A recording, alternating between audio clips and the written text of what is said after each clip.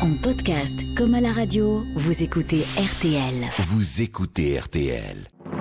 RTL. Les aventuriers de l'impossible. Avec Jacques Pradel et Didier Van Kovelaert. Bonjour Didier Van Kovelaert. Bonjour Jacques Pradel. Nous sommes en compagnie de Perrine Suquet, de Margot Agnès. Aujourd'hui, c'est Philippe Duval qui est à la technique de notre émission. Une émission que nous allons placer sous le signe d'une énigme énorme et de très nombreuses questions. Voici la première. Comment une postière de la banlieue de Londres a-t-elle fait pour composer ceci ?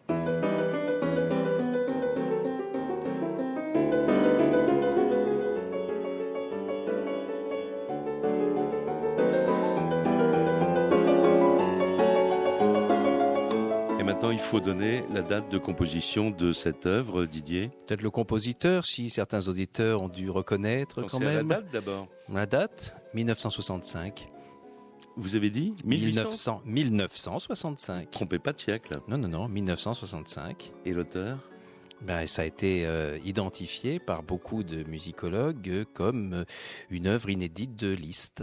Liszt étant mort en 1886. Voilà. Jusque-là, tout va bien. On est d'accord. Non, jusque-là, tout ne va pas bien. Mais jusque-là, on est bien d'accord.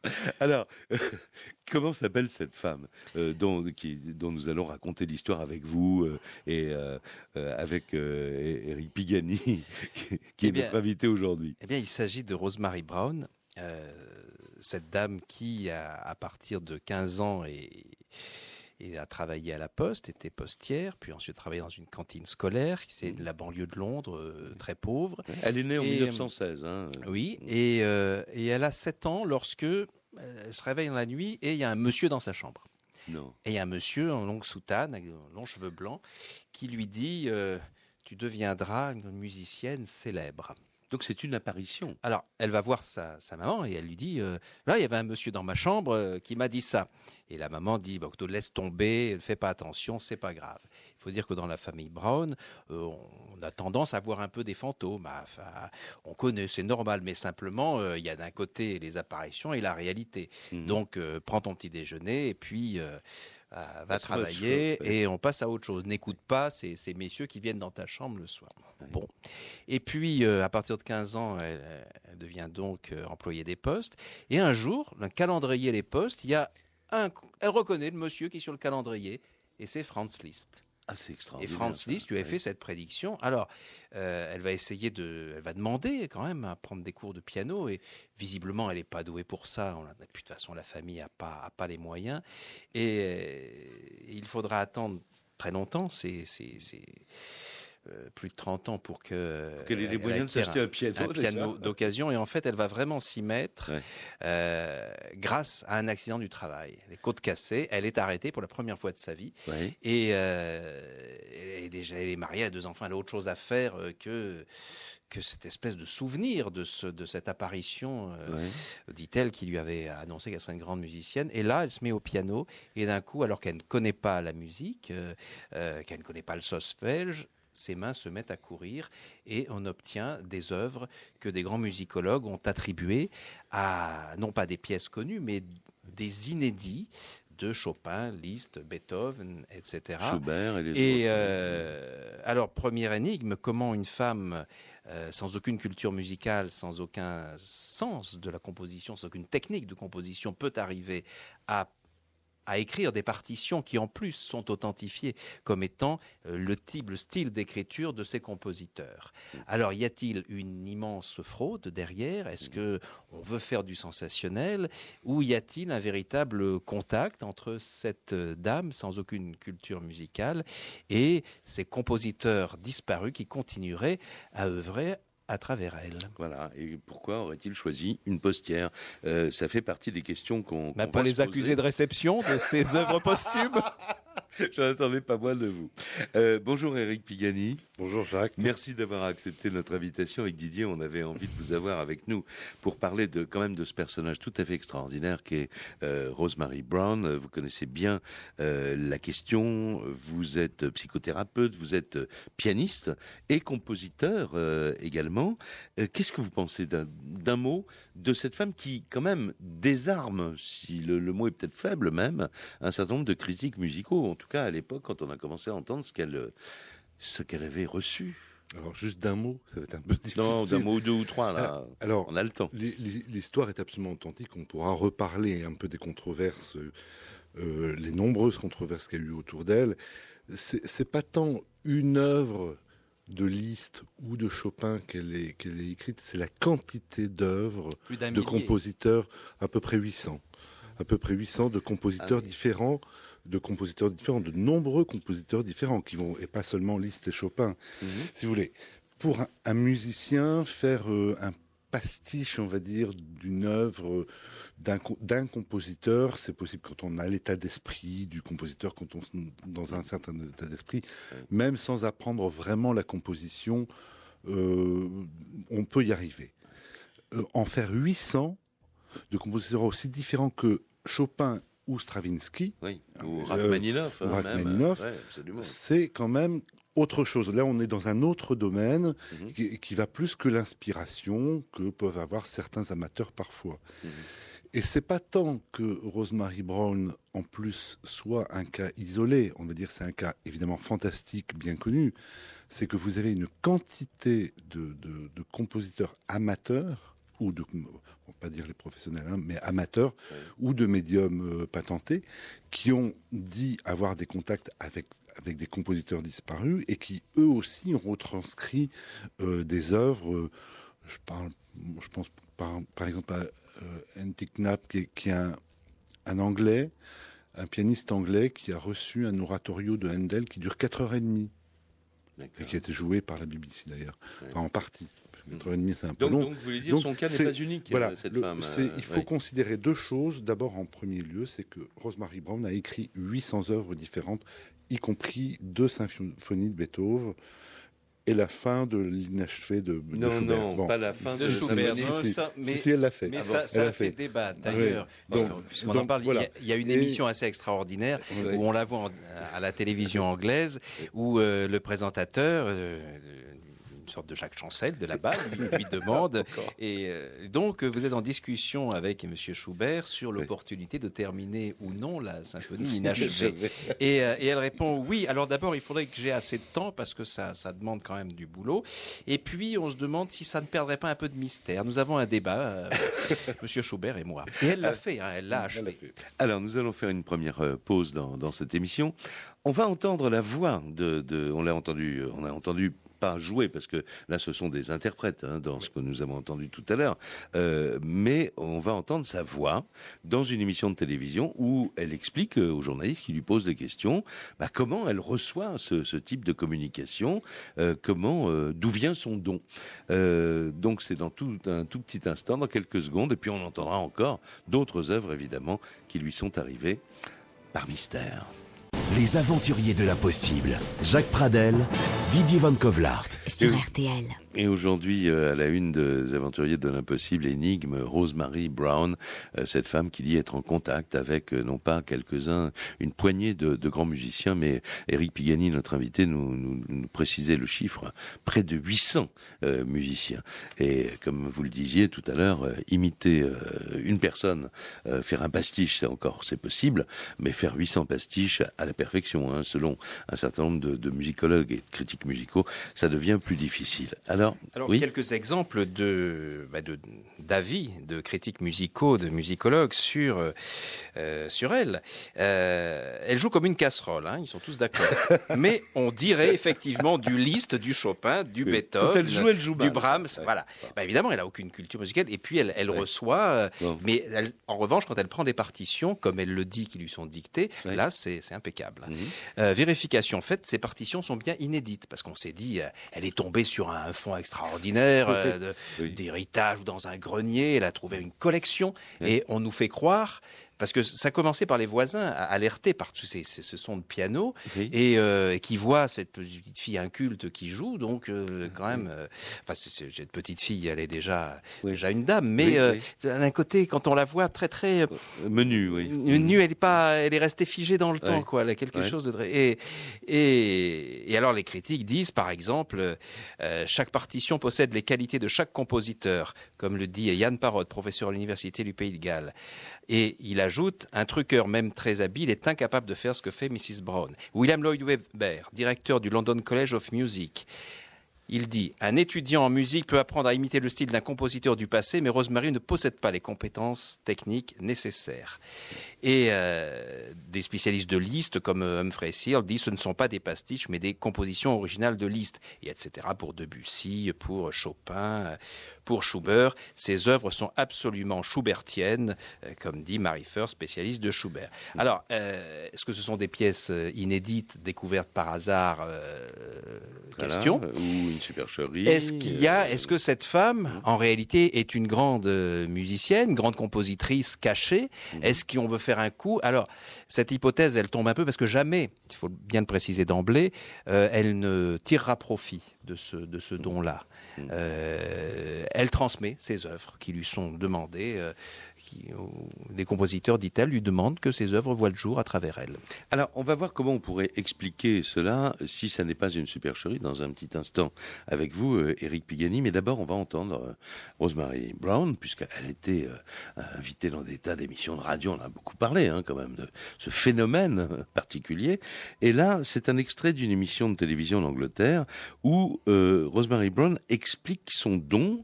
Et elle explique aux journalistes comment elle retranscrit les morceaux des plus grands compositeurs. I think I was born with this kind of ability. I think probably a lot of people are, but it is just dormant within us. Alors, traduction, je pense que je suis né avec cette aptitude. Je pense que plusieurs personnes ont la même aptitude, mais c'est juste latent chez eux.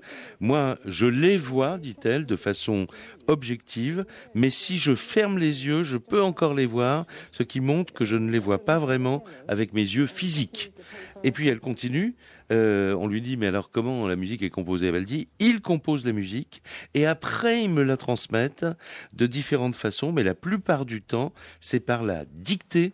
Je n'ai pas besoin d'un piano, j'ai juste besoin de papier et d'un crayon, et c'est eux qui me disent quoi écrire. Alors, vous pouvez maintenant nous donner quelques explications, Éric Pigani, sur ce phénomène? En fait, Rosemary Brown, elle s'asseyait, comme elle le dit, la plupart du temps, elle s'asseyait à table avec du papier à musique et écrivait la musique sans jamais se mettre au piano. Pour entendre ce qu'on entendait, c'était pas la peine, mais et c'est quand même quelque chose d'assez rare parce que vous avez même Liszt et Chopin eux-mêmes composaient ce qu'on appelle au piano, c'est-à-dire ils jouaient au piano ce qu'ils composaient directement. Vous voyez, comme la plupart des compositeurs, on est tous, au moins les pianistes, au piano pour entendre ce qu'on compose, quoi. Ouais, voilà. Elle n'en avait pas besoin, elle avait juste à s'asseoir. Alors d'autres compositeurs le font. Beethoven va composer la plupart de ses symphonies assis à table, et elle avait son papier à musique, son crayon, et elle parlait avec les compositeurs qui lui disaient, voilà, la si bémol, Bécard, etc., sans même entendre ce qu'ils lui dictaient. Ouais. C'est une espèce... C'est pas vraiment de l'écriture automatique, puisque c'était comme une dictée, comme à l'école. Puis elle dit, elle les voit, elle les entend. Donc, et ils la reprennent, elle fait des fautes, et disent, c'est pas ça, c'est pas si Bécard, c'est à Bécard. Alors, ce qui explique un peu c'est un processus long et laborieux, quand même pour arriver à faire 800 œuvres, dont des symphonies, ça prend elle a été beaucoup plus vite que n'importe qui, je veux dire... Même Chopin, il n'a pas écrit 800 œuvres de sa vie.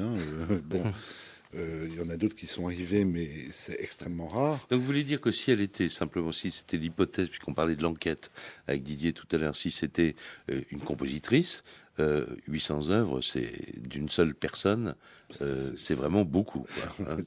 Non, mais surtout, c'est une femme qui n'a jamais arrêté de travailler, qui a été veuve très tôt, qui avait 2 enfants à la poste, ensuite de cantine scolaire. Et alors, la BBC et Life ont décidé, ça avait pris une telle ampleur, de faire une enquête, de voir qui était le grand musicologue ou la personne derrière qui alimentait cette femme de ses œuvres inédites, de manière à faire un coup. Le coup, on l'a jamais vu. Il y a 2 disques qui ont été sortis de manière c'est assez confidentiel, ça n'a pas fait Il y en a un chez Philips, quand même, grands à succès. l'époque. Oui, mais absolument introuvable, je vous confirme, parce qu'on a essayé de le trouver pour le diffuser. Mais, on ne l'a pas trouvé. Mais vous savez que l'enquête de la BBC et Life, ça a été absolument épouvantable, parce qu'elle a été surveillée, sans le savoir évidemment, nuit et jour pendant des semaines, pour savoir s'il n'y avait pas un compositeur qui lui remettait des enveloppes avec les œuvres composées, pour faire un coup, en fait, ce qu'on appelle un coup d'éditeur.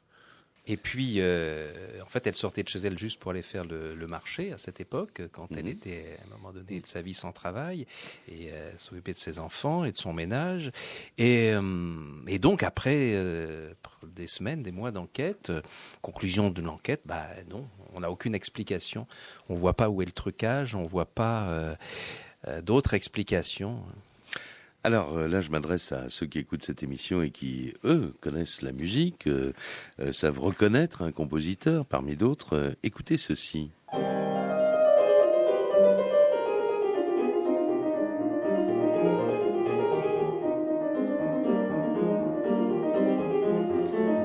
Éric Pigani, c'est clair? Vous reconnaissez? Oui, si vous voulez...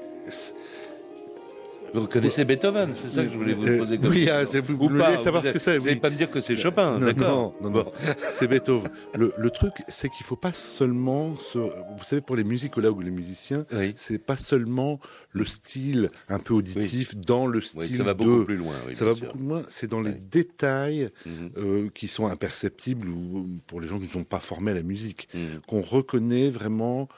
on va dire la signature d'un auteur, la façon dont les choses... Alors, moi, évidemment, je triche parce que je connais aussi les disques par cœur, si vous voulez, donc bien sûr. Mais c'est dans les petits détails que les musicologues vont repérer que, effectivement, il y a quelque chose que même sous forme de pastiche, on ne ferait pas. Alors, les journalistes dont parlait Didier Van Covert il y a un instant ont tenté de percer le mystère Rosemary Brown. Quelles furent vraiment leurs conclusions? Nous allons y venir et répondre à cette question dans un instant. Les aventuriers de l'impossible. RTL. Et maintenant, au-delà de l'impossible, avec la lettre I, I comme intermédiaire. Après des mois d'investigation, les enquêteurs et les journalistes doivent bien reconnaître que la seule version à peu près crédible est celle donnée par Mrs. Brown. Et en quels termes? Quand elle parle des grands génies défunts qui, d'après elle, composent par son intermédiaire, ça donne « Liszt est gentil, très généreux, mais parfois il s'énerve quand je ne vais pas assez vite. Il se met à parler allemand ou français, je comprends plus rien, alors je le gronde. » Quant à Bach, elle le trouve plutôt rébarbatif et impatient. Beethoven, dont la mort a guéri la surdité, d'après elle, est très pointilleux sur le tempo.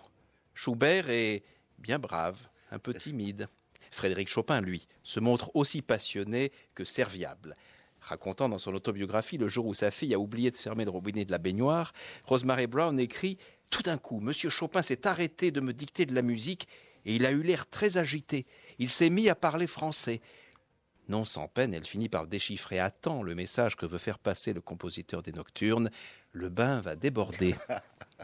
Un jour, dit-elle, Rachmaninoff, décédé 25 ans plus tôt, lui apparaît pour lui dicter une œuvre. « Je n'ai pas le temps, Sergueï, je suis en train de faire le ménage. » Mais le compositeur des danses symphoniques insiste. « Si, vous en aurez besoin pour ce soir. » Il la harcèle tant et si bien qu'elle n'arrive pas à se concentrer sur son aspirateur et s'installe au piano.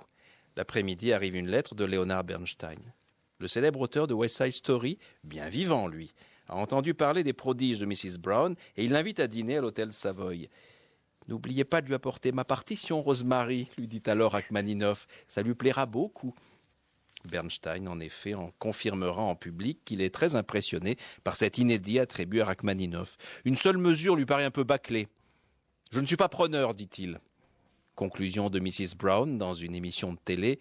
Par la suite, j'en ai parlé à Sergueï qui a fait la correction, avant de me dire avec un air un peu pincé « J'espère qu'à présent, votre ami Bernstein sera content. »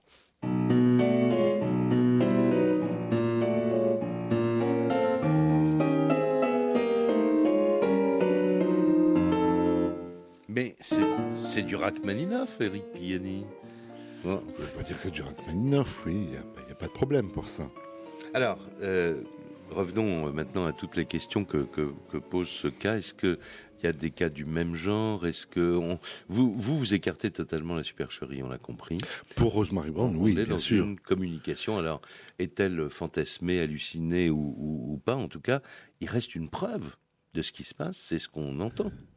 Oui, vous savez, ce que je disais tout à l'heure, le problème, c'est Rosemary Brown n'est pas un cas unique.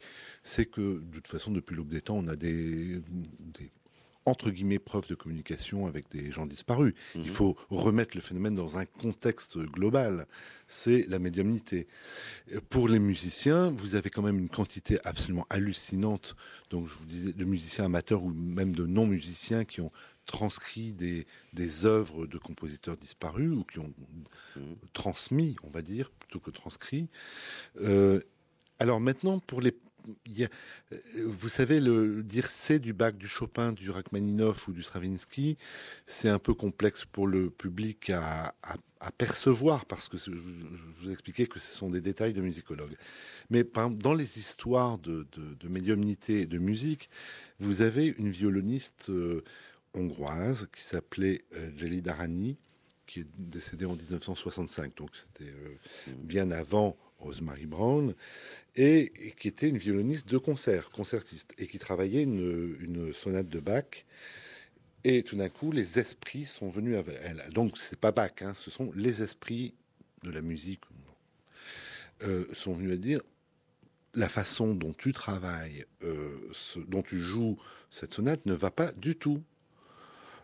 Ce ne sont pas les bons legatos, ce ne sont pas les bonnes indications, ce n'est pas du tout l'esprit de la pièce. Donc voici les indications. Donc sur sa partition, elle travaille avec une partition. Comme tous les musiciens, on a toujours notre éditeur privilégié ou la partition qu'on préfère. Elle a pris toutes les indications données par les esprits sur la façon d'interpréter l'œuvre. Elle a dit, bon, alors ça paraît bizarre. Elle dit, mais il suffit d'une seule chose pour vérifier ce qu'on a dit, c'est que tu ailles voir l'édition originale de cette œuvre. La première édition, les indications y sont. Ce qu'elle a fait, et en plus elle était dans un cercle de gens qui croyaient bien à ces phénomènes, donc qui l'ont aidé à vérifier, elle s'est procuré la partition originale. Effectivement, tout ce qu'elle avait reçu était indiqué noir sur blanc dans la première édition.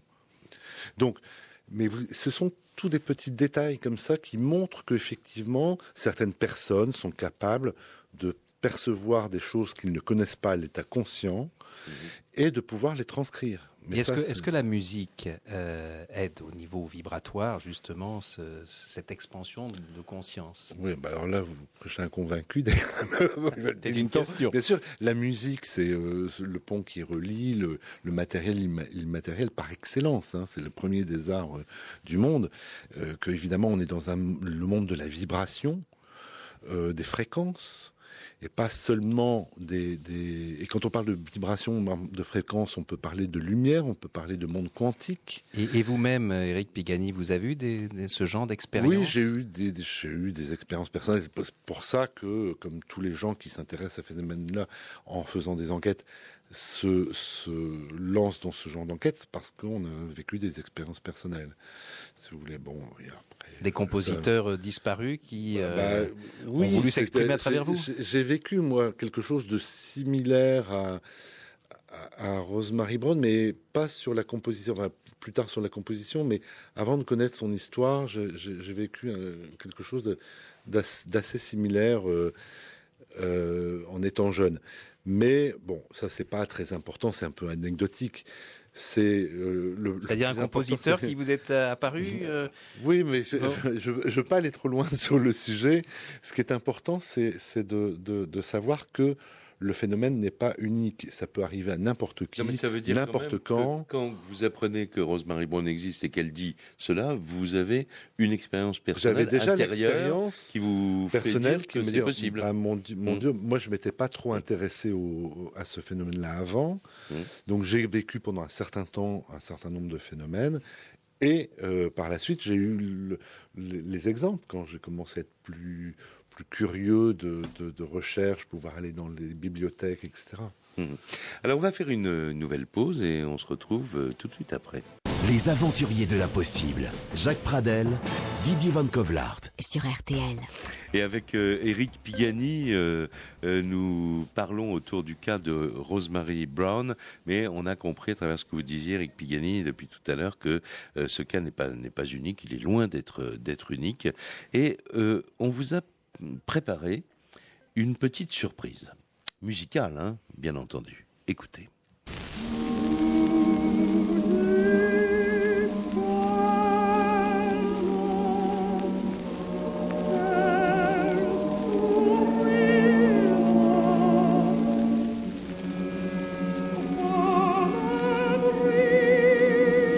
Cette voix, c'est celle d'une des plus grandes cantatrices du monde. Hein. Didier Van Kovlart ne me contredira pas. Qu'Éric Pigani a bien connu. Et qui était un personnage, c'est formidable. Bon, les faits extraordinaires, ça me passionne. Mais ce qui me passionne le plus, c'est le côté tout à fait basique, petit, ordinaire des personnes qui reçoivent ces événements extraordinaires. C'est pour ça que dans le dictionnaire de l'impossible, j'ai fait figurer, non pas par les phénomènes en eux-mêmes, mais par la manière dont ils les vivent. Et on a d'un côté le côté tout simple de Rosemary Brown, et là, on a une grande dame à qui il est arrivé une chose extraordinaire. dont va nous parler Éric. Et cette grande dame s'appelle Germaine Lubin. Il faut dire à ceux qui nous écoutent ce qu'ils viennent d'entendre. C'est un vrai document. On entend c'est évidemment une qualité d'enregistrement qui est très mauvaise, mais c'était la voix qu'on voulait vous faire entendre. C'est un extrait de la mort d'Isolde et de Wagner. Donc extrait de Tristan et Isolde de Wagner. Oui. Alors Germaine Lubin, c'était la Calas d'avant-guerre. Donc moi je l'ai bien connue les 3 dernières années de sa vie. Et j'étais très jeune à l'époque, je devais avoir 19, 20 ans, 21. Et elle me racontait un peu, on avait pris l'habitude j'avais pris l'habitude d'aller la voir tous les après-midi pendant un long mois d'été où elle était toute seule, etc. Et elle avait 98 ans, 80, non, 80, un peu moins. 88, 89, 80, elle est morte à 90 ans. Et donc c'était passionnant pour un jeune musicien de l'entendre parler de Strauss, qui avait composé Elektra pour elle, de toutes ces grandes rencontres musicales. Et un jour, avant, je pense que c'était 2 jours avant la dernière semaine où je l'ai vue, elle est morte après, elle m'a dit, elle m'appelait mon petit, alors je faisais 2,50 m de plus qu'elle, mais enfin pas grave. Mon petit, je vais vous raconter quelque chose que je n'ai jamais raconté à personne, y compris à ma biographe. Et là, elle me raconte que sur scène, donc c'était la Calas d'avant-guerre, et elle a beaucoup chanté Isolde, notamment à Bayreuth, ce qui lui a valu des ennuis en 1939. Bon. Et donc, qu'elle était sur scène, et à la fin de Tristan et Isolde meurt, comme souvent dans les opéras, les héroïnes meurent. Mais alors là, elle me dit, et alors là, ça a été absolument incroyable. J'ai vu les anges, je me suis senti partir hors de mon corps. J'ai vu les anges, j'étais pas dans mon corps. Elle avait du mal à trouver les mots. Elle me racontait comme quelque chose d'un peu féerique. Comme on raconte une NDE, une expérience aux frontières de la mort. Ça, c'était en 77. Ah oui. Alors imaginez, en 77, le livre de Moody en France n'était pas encore sorti. On ne connaissait rien de la NDE, puis moi j'étais jeune. Et là, elle s'écroule sur scène. Et alors, elle meurt sur scène. Enfin, elle meurt. Oui. Elle joue la mort. Elle joue la mort d'Isolde. Et c'est pendant qu'elle joue la mort qu'il se passe ce qu'elle vous raconte. Elle me dit, comme si j'étais vraiment morte, et j'étais bien, je n'avais plus peur, je voyais... Et alors les anges qui revenaient, qui lui disaient... Et avec des visions qu'elle avait du mal à décrire, et surtout, elle n'était plus dans son corps. Ça, elle était formelle. Et là, il faut dire qu'elle n'a pas pu se relever pour saluer. Parce qu'elle était ailleurs. Elle se voyait au-dessus de son corps. Elle est restée morte, entre guillemets, sur scène pendant plus longtemps qu'il ne fallait. Et quand elle est revenue, elle m'a dit, quand je suis revenue, après, j'ai opéré un changement extraordinaire dans ma vie. C'est que... Alors, c'était une grande star, imaginez une Calas multipliée par 18. Alors, Vous voyez un peu ce que ça peut faire comme exigence. Ouais. Là, elle a complètement changé. Elle s'est mise à aider les gens. Enfin, elle a fait beaucoup de choses pour aider les jeunes, les gens en difficulté, etc. Et je voudrais vous racontiez l'épisode du service militaire que je vous ai emprunté. Alors, vous l'avez raconté dans Psy, qui est un livre formidable, une somme sur tous ces phénomènes aux presses du Châtelet. Alors, et donc, dans le dictionnaire de l'impossible, je me suis permis de raconter ce qui vous est arrivé au service militaire à propos d'elle. Et donc, elle m'a raconté en disant un jour, non, ce qui était important, c'est qu'elle m'a dit, mon petit, je vous raconte ça parce que vous, un jour, vous comprendrez. Et effectivement, un jour, j'ai rencontré Raymond Moody, qui est l'auteur de La vie après la vie, à qui j'ai demandé, mais est-ce qu'on peut vivre une NDE de façon spontanée sans mourir ? Donc une expérience de mort imminente. Pardon, juste une chose importante qu'on a oublié de préciser, c'est que ce moment de la mort d'Isolde raconte une NDE avec les 5 phases particulières de sortie de corps, de rencontre de personnes mises en évidence par Dr Raymond Moody. Et alors, donc, à ce moment-là, Moody me dit oui. Effectivement, on peut vivre une NDE de façon spontanée. Et là, je lui ai raconté l'histoire de Germaine Lubin. Et ça, c'était 10 ans après. Donc, j'étais bouleversé. Et plus tard, donc, un scientifique français qui est malheureusement disparu a fait une étude sur, entre autres, Tristan et Isolde de Wagner. Il a effectivement, Michel Bougnas, trouvé les 5 phases de la NDE mais sans connaître l'histoire. Et alors, on vous ramène à votre service militaire, là, je n'en démords pas. Quelques mois après, donc j'étais au service militaire, comme tout à chacun. J'étais un peu dans une situation un peu privilégiée, parce que je m'occupais de tous les services techniques. Et à un moment donné, j'ai pris le besoin, mais je ne sais pas, parce qu'il m'a poussé, de monter dans ma chambre et d'allumer ma radio. J'avais une chambre privilégiée et j'avais une radio qui était toujours branchée sur France Musique. Hein, je n'écoutais que ça à l'époque. Et j'allume la radio et j'entends exactement ce que vous avez entendu là. Enfin, la mort d'Isolde. La mort d'Isolde. Chantée par Germaine. 37 ou 38, celui-là, par Germaine. Je dis, mais c'est la voix de Germaine. Et je dis, bah alors Germaine est morte. Et une minute après, c'est Philippe Caloni à l'époque qui était sur cette radio-là. Il annonce qu'il avait passé ce morceau en hommage. Voilà, Germaine Lubin est morte cette nuit, machin. Voilà.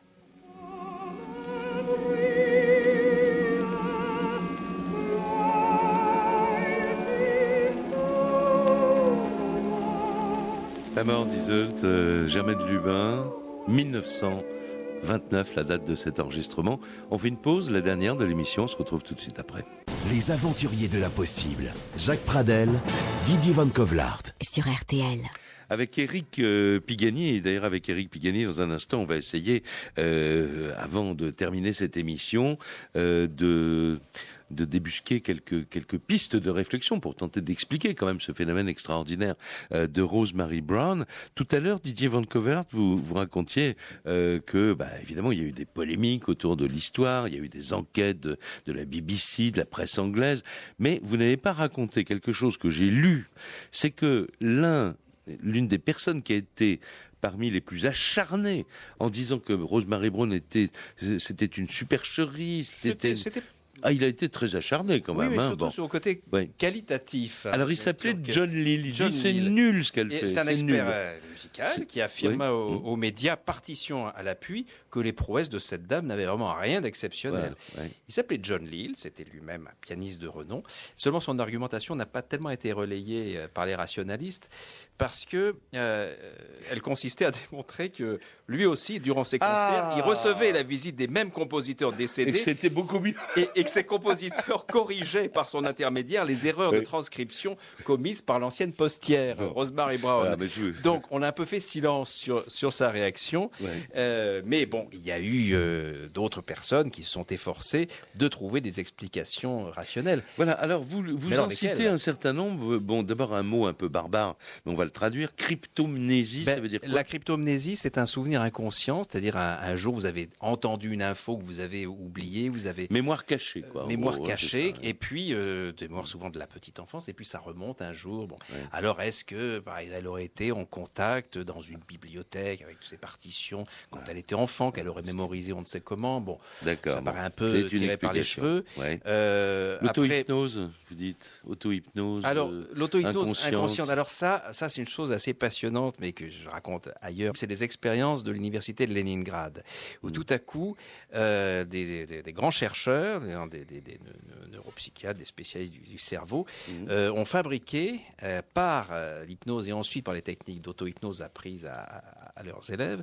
à des étudiants des beaux-arts pas tellement doués, ils ont fait d'eux des véritables Léonard de Vinci, véritables entre guillemets. En persuadant par c'est-à-dire- l'hypnose un élève, En disant, en vous lui disant, êtes, voilà, vous êtes Léonard de Vinci. ouais. Et tout à coup, on a observé, on a D'accord. des Ouais. traces de ces expériences, passionnant, ça. la technique était là. Mhm. Alors, est-ce que dans l'inconscient collectif, tout à coup, puisque c'était des étudiants aux Beaux-Arts quand même, hein, donc, Mhm. eh ben, Où ils sont-ils avaient allés- le où talent sont-ils et des allés détails, chercher comme ça, disait Eric quoi. Pigani Ouais. tout à l'heure, le petit détail, Mhm. et qui fait vrai, qui n'est pas forcément la Ouais. chose artistique la plus Mhm. réussie, mais le Mhm. petit détail. Ouais. Et alors, ce qui est plus extraordinaire, c'est qu'après, quand ils étaient ramenés à l'état de conscience normal, eh bien, ils avaient progressé dans leur propre style d'étudiants aux Intéressant. Beaux-Arts. Mhm. Donc, ça, c'est... Est-ce que quelqu'un, ce serait, comme le fera plus tard, le feront plus tard ces médecins de Leningrad, est-ce que, pendant l'Union soviétique, est-ce que on aurait essayé de faire ce genre d'expérience avec Rosemary Brown? Mais qui Mais qui est là, ouais. à ma connaissance, on n'a pas vraiment fouillé ce sujet-là, mais rationnellement, ça me paraîtrait, vu ce qu'on sait aujourd'hui de l'hypnose, une piste intéressante. Alors moi je vous pose la question directement à cette heure-ci de l'émission, hein, Eric Pigani, est-ce que oui ou non Rosemary Brown a été en contact avec des disparus, quoi, hein, est-ce qu'il y a une vie après la mort, et pourquoi ces disparus célèbres musiciens auraient choisi quelqu'un qui connaît même pas bien la musique, quoi? Tout dépend de ce que vous voulez entendre. Moi ce que je veux c'est de ce que vous voulez je veux croire. entendre tout ce que vous allez nous dire. Non, le problème, c'est pas une question de est-ce que c'est vrai, est-ce que ce Ouais. sont vraiment des compositeurs disparus Elle est ou pas. sincère, vous dites. Son elle est sincère, expérience, déjà. là, moi, c'est mon affirmation, Oui. c'est que C'est pas son un charlatan. expérience est authentique. D'accord. Ce qu'elle a fait reste, c'est authentique, et je vous le dis parce que 800 œuvres, et parmi aussi tout un panel d'autres personnes qui ont vécu le même type d'expérience, tout ça nous montre que effectivement notre esprit a la capacité, enfin certaines personnes ont la capacité de entrer en communication avec quelque chose dont on On ne ne sait peut pas rien, nommer, quoi. Voilà, ouais, bien sûr. dont on a des représentations Mhm. qui varient au cours des siècles, qui ont des constantes. Ça peut être les anges, ça voilà, peut être le bon c'est- Dieu. ça peut être, Donc on peut ouais. avoir contact avec toutes sortes de choses dites de l'esprit. Maintenant, est-ce que, vous savez, vous avez un domaine très intéressant que le grand public commence à peine à découvrir, qui s'appelle le domaine du quantique, de la physique quantique, où un des postulats les plus importants aujourd'hui, c'est que toutes les particules qui composent notre corps, notre environnement, donc les photons, les électrons, sont porteuses d'informations. Donc ça, c'est une nouvelle, c'est pas tout à fait nouveau parce que d'autres personnes comme Jean Charron l'ont dit avant. Entre guillemets, l'une des hypothèses possibles, c'est que nous aurions en nous toute la mémoire de l'univers depuis l'origine. Bon, ça c'est une des grandes pistes qui est très intéressante. Maintenant, on a besoin, vous savez, pour vivre, d'avoir des repères, c'est-à-dire des repères dans la vie de tous les jours. Et moi, ça ne me dérange pas du tout. Je vois pas pourquoi des gens sont si acharnés, qui est en disant c'est compliqué, mais non, que des gens disparus continuent de vivre dans une autre dimension et viennent communiquer avec les uns les autres, ça ne me dérange pas du tout. Ça veut dire que, comme le disent toutes les traditions de la planète spirituelle, que l'âme humaine est pérenne. Maintenant, ça me dérange pas non plus qu'on me dise, mais tout ça se passe dans une dimension supralumineuse, quantique, c'est pas vraiment les gens disparus, mais tout ça, c'est de l'information. C'est de l'information. C'est Ben, moi aussi. ça ne me dérange pas du tout. Ouais.